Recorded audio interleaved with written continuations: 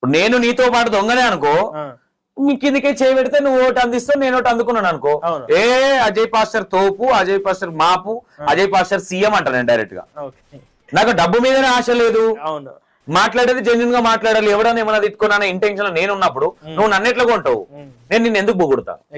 నేను అదన్నందుకే నా interview direct గా నా క్యాబిన్ లోకి లేచి వెళ్ళిపోయినాడు. నేను ఆయన చరిత్ర చెప్తాను, ఆయన చరిత్ర అభిలాష్ చరిత్ర ఉంది చెప్తాను. ఇది కంప్లీట్ చేసి ఇంకో వీడియో స్టార్ట్ చేద్దామంటే చేద్దాం. ఇదే అంటే నేను పార్ట్ 1 పార్ట్ 2 చేసుకుంటా.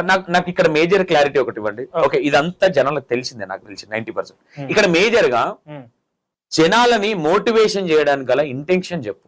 ఎందుకంటే ఈ బైబుల్ పట్టుకొని తిరిగే వాళ్ళకి జీతాలు ఉంటాయా?